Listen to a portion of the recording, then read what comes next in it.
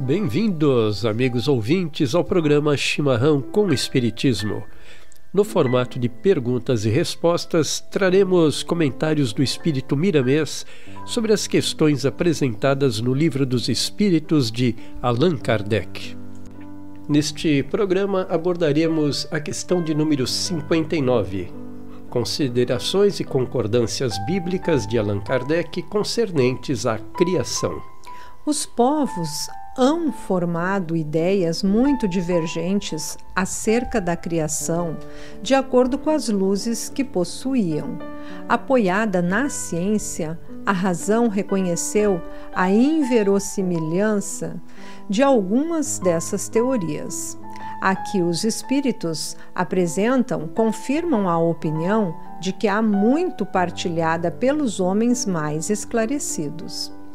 A objeção que se lhe pode fazer é a de estar em contradição com o texto dos livros sagrados. Mas um exame sério mostrará que essa contradição é mais aparente do que real, que decorre da interpretação dada ao que muitas vezes só tinha sentido alegórico.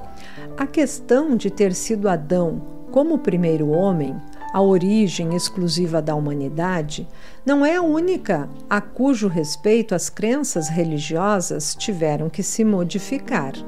O movimento da Terra pareceu, em determinada época, tão em oposição às letras sagradas que não houve gênero de perseguições a que essa teoria não tivesse servido de pretexto. E, no entanto, a Terra gira, malgrado aos anátemas, não podendo ninguém hoje contestá-lo, sem agravo à sua própria razão. Diz também a Bíblia que o mundo foi criado em 6 dias e põe a época da sua criação há 4.000 anos, mais ou menos, antes da era cristã. Anteriormente, a Terra não existia. Foi tirada do nada. O texto é formal. Eis, porém, que a ciência positiva, a inexorável ciência, prova o contrário.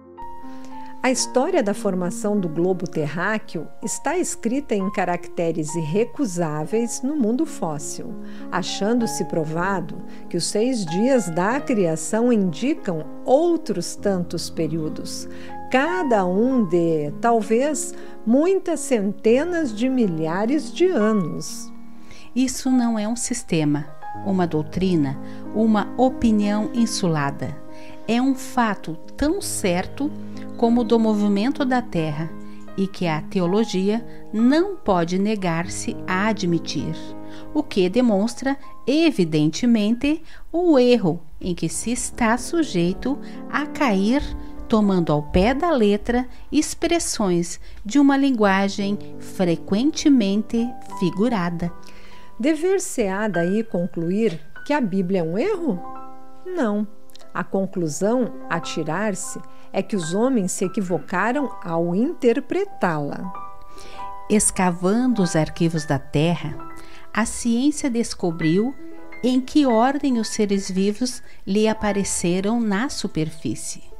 Ordem que está de acordo com o que diz a Gênese, havendo apenas a notar-se a diferença de que essa obra, em vez de executada milagrosamente por Deus em algumas horas, se realizou sempre pela sua vontade, mas conformemente à lei das forças da natureza, em alguns milhões de anos. Ficou sendo Deus, por isso, menor e menos poderoso? Perdeu em sublimidade a sua obra por não ter o prestígio da instantaneidade? Indubitavelmente não. Fora mister fazer-se da divindade bem mesquinha ideia. para, se não reconhecer a sua onipotência nas leis eternas que ela estabeleceu para regerem os mundos. A ciência, longe de apoucar a obra divina, nola mostra sob aspecto mais grandioso e mais acorde com as noções que temos do poder e da majestade de Deus, pela razão mesma dela se haver efetuado sem derrogação das leis da natureza. De acordo, neste ponto, com Moisés, a ciência coloca o homem em último lugar, na ordem da criação dos seres vivos. Moisés, porém, indica como sendo o do dilúvio universal o ano 1654 da formação do mundo, ao passo que a geologia nos aponta o grande cataclismo como anterior ao aparecimento do homem, atendendo a que, até hoje, não se encontrou, nas camadas primitivas, traço algum de sua presença, nem dos animais de igual categoria, do ponto de vista físico. Contudo, nada prova que isso seja impossível. Muitas descobertas já fizeram surgir dúvidas a tal respeito. Pode dar-se que, em um momento para o outro, se adquira a certeza material da anterioridade da raça humana. E então se reconhecerá que, a esse propósito, como a tantos outros, o texto bíblico encerra uma figura. A questão está em saber se o cataclismo geológico é o mesmo a que assistiu Noé. Ora, o tempo necessário à formação das camadas fósseis não permite confundi-los e, desde que se achem vestígios da existência do homem antes da grande catástrofe, provado ficará ou que Adão não foi o primeiro homem ou que a sua criação se perde na noite dos tempos. Contra a evidência, não há raciocínios possíveis. Forçoso será aceitar-se esse fato, como se aceitaram o do movimento da Terra e os 6 períodos da criação. A existência do homem antes do dilúvio geológico ainda é, com efeito, hipotética. Eis aqui, porém, alguma coisa que o é menos. Admitindo-se que o homem tenha aparecido pela primeira vez na Terra, 4.000 anos antes do Cristo, e que, 1.650 anos mais tarde, toda a raça humana foi destruída, com exceção de uma só família.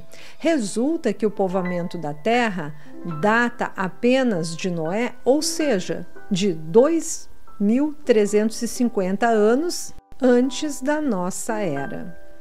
Ora, quando os hebreus emigraram para o Egito, no 18º século, encontraram esse país muito povoado e já bastante adiantado em civilização.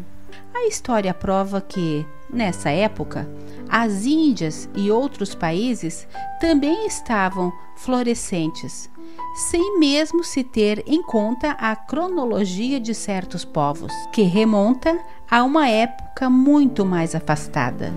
Teria sido preciso, nesse caso, que do 24º ao 18º século, isto é, que num espaço de 600 anos, não somente a posteridade de um único homem houvesse podido povoar todos os imensos países então conhecidos, suposto que os outros não o fossem, mas também que, nesse curto lapso de tempo, a espécie humana houvesse podido elevar-se da ignorância absoluta do estado primitivo ao mais alto grau de desenvolvimento intelectual, o que é contrário a todas as leis antropológicas.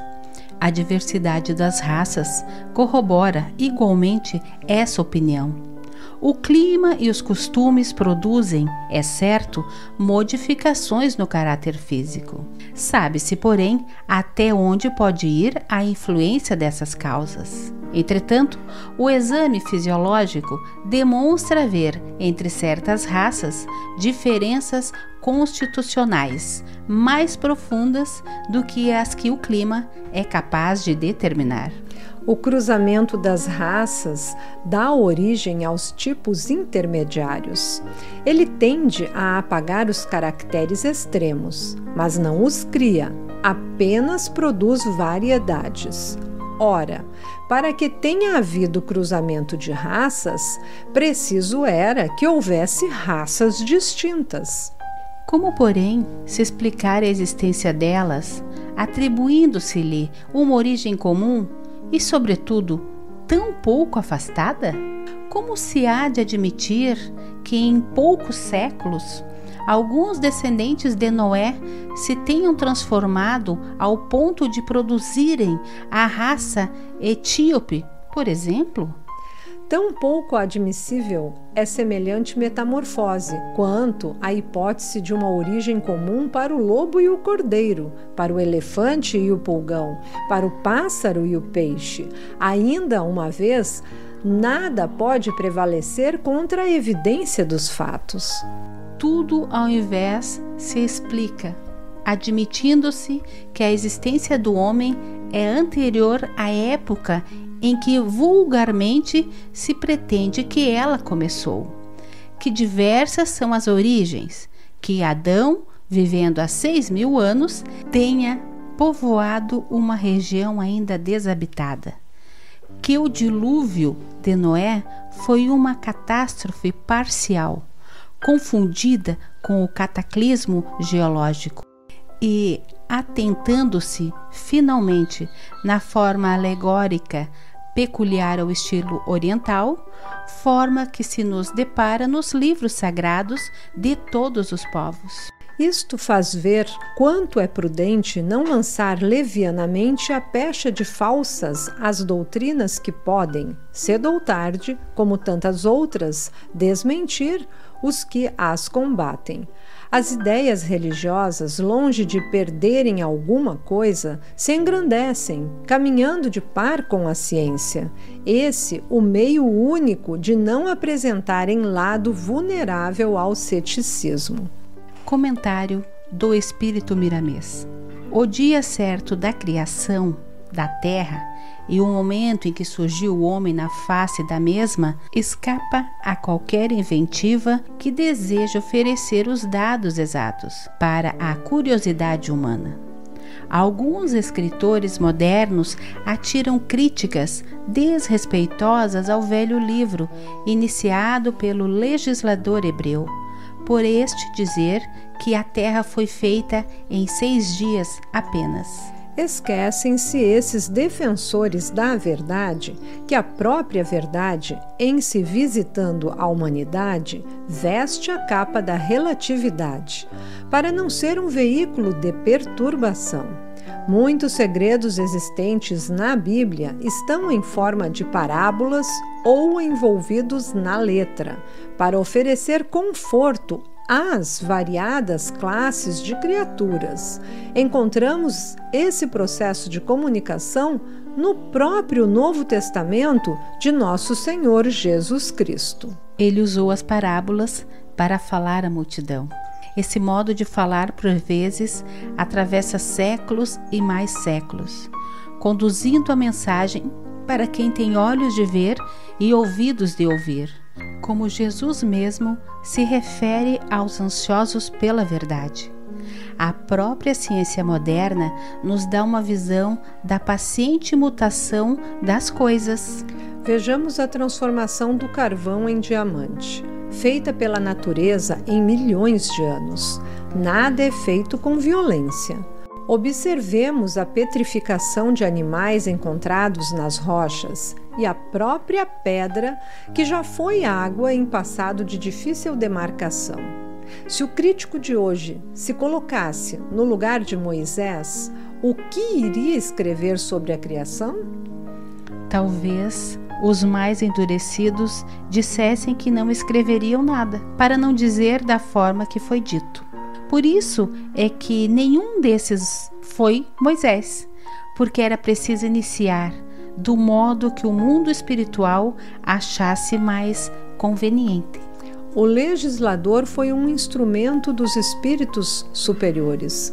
Deu início a uma obra grandiosa que persiste até nos dias em que vivemos, admirada e seguida, respeitada e comentada, vivida e interpretada à luz de todas as épocas. O fanatismo em torno da Bíblia é obra dos homens que ainda não alcançaram o bom senso, pois ele existe em todas as religiões, senão na própria ciência ou filosofia.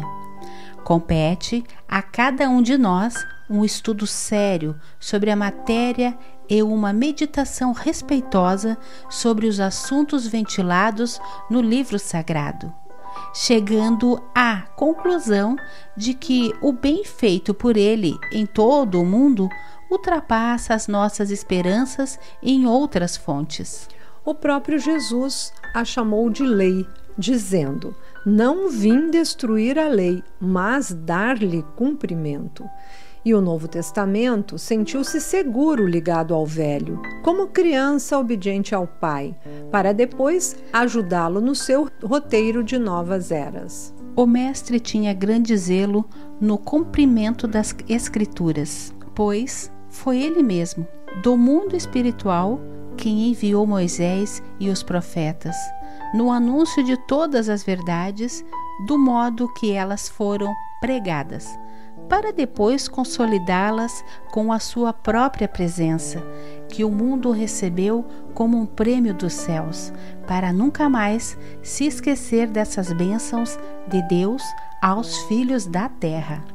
Não te preocupes em demasia com o dia da criação, na exatidão do termo, nem com o momento em que foi criado o homem e a urgência do despertar interior das criaturas, dos valores imortais do espírito, onde mora Deus no trono da consciência. Adão é, pois, um símbolo da criatura. Podemos tê-lo como um tronco de raça, como muitos outros. Quem desejar descobrir qual foi o primeiro homem, que faça isso primeiro. Descubra qual foi a primeira flor de uma gigante mangueira florida, que a razão dará a resposta exata do que queremos dizer. Que Jesus nos abençoe.